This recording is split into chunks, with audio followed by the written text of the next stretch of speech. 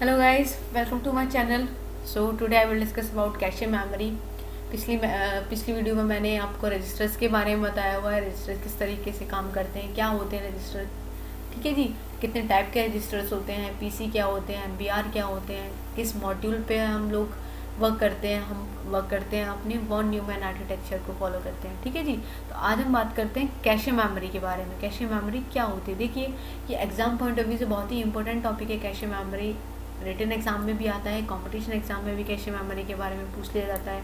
कुछ इस तरीके से कंपटीशन एग्जाम में पूछा जाता है कि बताइए कि कौन सी ऐसी मेमोरी है जो एस रैम के द्वारा क्रिएट की होती है। मैंने पिछली वीडियो में बताया हुआ है, जो रैम का पार्ट होता है, S RAM means static random access memory, उसके द्वारा ही कैशे मेमोरी को क्रिएट किया जाता है, ठीक है जी। और एस रैम किसको यूज़ किया करते थे? फ्लिप फ्लॉप को यूज़ किया करते थे। आप लोग प्लीज़ रैम वाली वीडियो को ज़रूर देखिए, यानी सेकेंडरी मेमोरी, प्राइमरी मेमोरी या मेमोरी स्टोरेज यूनिट के बारे में मैंने जो भी वीडियो बनाई हुई है, तो आप लोग प्लीज़ उस वीडियो को जाके देखिए, तभी आप रिलेट कर पाएंगे कैशे मेमोरी को या मेमोरी हायरार्की को या ऑपरेटिंग सिस्टम से रिलेटेड कोई भी टॉपिक को, ठीक है जी। तो बात करते हैं आज कैशे मेमोरी के बारे में कि कैशे मेमोरी क्या होती है। तो कैशे मेमोरी को मैं पहले एक एग्जाम्पल के थ्रू समझाऊंगी कि क्या होता है कैशे मेमोरी। देखिए, कोई भी जो हमारा प्रोग्राम होता है या कोई भी हमारे सेट ऑफ इंस्ट्रक्शंस होते हैं, उनको सीपीयू लेता है और उसको रन करने के लिए लेता है, ठीक है जी। सीपीयू प्रोसेसर क्या करेगा? उस प्रोग्राम को लेगा और उसको एग्जीक्यूट करने की कोशिश करेगा। और आप लोगों को ये भी पता होगा कि कोई भी प्रोग्राम जब रन होता है या सबसे पहले कहाँ सेव होता है जाके? वो सेव होता है मेन मेमोरी में जाके। आई होप इतना तो आपको पता होगा कि कोई भी प्रोग्राम जो होता है वो कहाँ पे सेव होता है? हमारे मेन मेमोरी में, ठीक है जी। तो हमें ये भी पता है कि सेकेंडरी मेमोरी और सीपीयू में वर्किंग स्पीड किसकी सबसे ज़्यादा होती है? सीपीयू की सबसे ज़्यादा होती है, ठीक है जी। ये पोको सेकंड में वर्क कर लेता है, नैनो सेकंड में वर्क कर लेता है। जबकि सेकेंडरी मेमोरी की बात करें, सेकेंडरी डिवाइसेस की बात करें, तो उनकी वर्किंग स्पीड कम होती है, ठीक। तो पहले इतना समझते हैं कि हमारा जो कोई भी प्रोग्राम होता है वो कहाँ पर सेव होता है? वो मेन मेमोरी में जाके होता है। नाउ मैं बताती हूँ कि प्रोग्राम क्या होते हैं। प्रोग्राम हमारे होते हैं set of instructions. I hope आप लोगों को पता होगा। तो हमारी कैशे मेमोरी क्या करती है? कैशे मेमोरी पहले ही इस प्रोग्राम को अपने पास रख लेती है, ठीक है, जिससे सीपीयू को क्या करना पड़ता है? सीपीयू को बार बार मेन मेमोरी के पास नहीं जाना पड़ता, ठीक, क्योंकि उसकी वर्किंग बहुत जल्दी हो जाती है ना सीपीयू की, और ये अभी काम कर रहा होता है, तो सीपीयू को बार बार मेन मेमोरी को डिस्टर्ब करने की ज़रूरत नहीं पड़ती है, यानी उसको टाइम ज़्यादा लेने की ज़रूरत नहीं करनी पड़ती है। तो सीपीयू क्या करेगा? यहाँ से जो प्रोग्राम यहाँ पर सेव हुआ है कैशे मेमोरी में, वो पहले ही अपने पास ले लेगा कैशे मेमोरी उस प्रोग्राम को, ठीक। और सीपीयू क्या करेगा? मेन मेमोरी के पास बार बार ना जाके डायरेक्ट प्रोग्राम कहाँ से एग्जीक्यूट कर सकता है? कैशे मेमोरी से उठा के उसको एग्जीक्यूट कर सकता है, ठीक। अब इन शॉर्ट फॉर्म में हम क्या कह सकते हैं? कैशे मेमोरी क्या होती है? कैशे मेमोरी एक ऐसी मेमोरी होती है जो सीपीयू और मेन मेमोरी के बीच में लाई करती है, ठीक है जी। अब आपको पता होगा कि कैशे मेमोरी किसके द्वारा क्रिएट किए जाते हैं? कैशे मेमोरी एस रैम के द्वारा क्रिएट किए जाते हैं, यानी स्टैटिक रैंडम एक्सेस मेमोरी।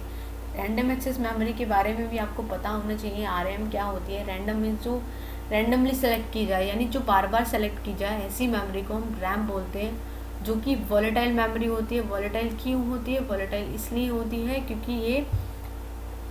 क्योंकि टेम्पररी मेमोरी होती है, ठीक है जी।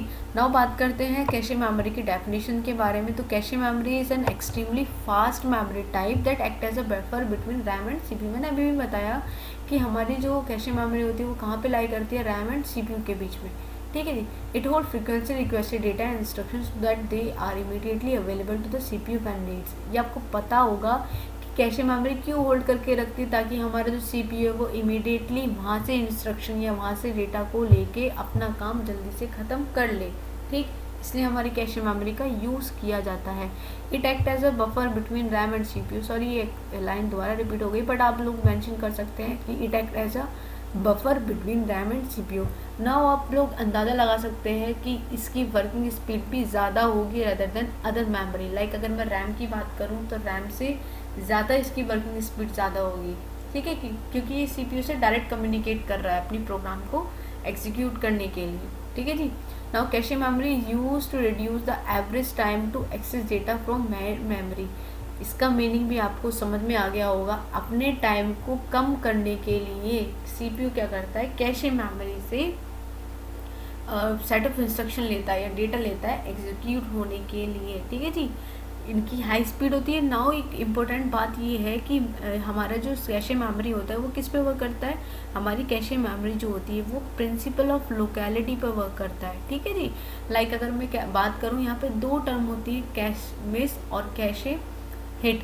कैशे मिस का मीन्स क्या होता है कि कोई भी डेटा अगर हम फाउंड कर रहे हैं और वो कैशे मेमोरी में नहीं हुआ तो उसको क्या बोलेंगे हम, कैशे मिस। लेकिन अगर हम कोई डेटा को लेना चाहते हैं वो कैशे मेमोरी में अवेलेबल है, उसको क्या बोलेंगे हम, कैशे हिट। ये हम जब शेड्यूलिंग पढ़ेंगे तो उसके बारे में पता करेंगे कि किस तरीके की हिट और मिस हो सकते हैं, सीपीयू शेड्यूलिंग क्या होती है। ठीक है जी, कौन सी शेड्यूलिंग बेस्ट होती है। तो अभी आप लोग केवल इतना समझिए कि यहाँ पर दो टर्म यूज़ होती है कैशे मेमोरी के लिए, कैशे हिट और cache miss. Cache miss means अगर हमारा डेटा कोई फाउंड हो गया तो वो होगा कैशे हिट, और जो फाउंड हमें नहीं मिल पाया, यानी सीपीयू को वो डेटा नहीं मिल पाया कैशे मेमोरी में, वो होगा कैशे मिस। ठीक है जी। नाउ हायरार्की की फॉर्मेट अगर हम एक बार देख लें तो कुछ इस तरीके से हम देख सकते हैं कि रजिस्टर सबसे फास्ट होते हैं, देन हमारे आते हैं कैशे मेमोरी। ठीक है जी। कैशे मेमोरी मैंने अभी बताया जो SRAM के द्वारा क्रिएट की जाती है वो होती है हमारी कैशे मेमोरी। आई होप आप समझ में आ गया होगा कि हमारे कैशे मेमोरी की स्पीड क्यों ज़्यादा होती है, क्योंकि ये CPU के सबसे पास होती है, लेकिन रजिस्टर्स से कम होती है क्योंकि रजिस्टर्स बहुत ही मेमोरी यूनिट छोटी होती है इनकी। ठीक है, तो छोटी जगह से काम करना बहुत ईजी हो जाता है रेदर देन बड़ी। अगर मैं एक बात करूँ एक रूम में और एक पूरे गोदाम में से मुझे कुछ सर्च करना हो तो ईजी सी बात है, रूम में मैं इजीली कोई भी अपना सामान ले सकती हूँ, लेकिन गोदाम की बात करें तो वहाँ तो बहुत ही सारी मेमोरी होंगी, तो मैं कहाँ ढूंढूंगी। ठीक है जी। हम रजिस्टर्स और कैशे मेमोरी को ऐसे रिलेट कर सकते हैं, और उनकी स्पीड कैशे मेमोरी की ज़्यादा होती है रैम से, लेकिन कम होती है किससे, रजिस्टर से। उसी तरीके से एक्सपेंसिव कम होते हैं रजिस्टर्स से, लेकिन ज़्यादा होते हैं रैम से। ठीक है जी। आज की वीडियो में केवल इतना ही। नेक्स्ट वीडियो में मेमोरी हायरार्की के बारे में बात करेंगे हम लोग, मेमोरी हायरार्की क्या होती है। ठीक है। Thank you guys, thank you so much.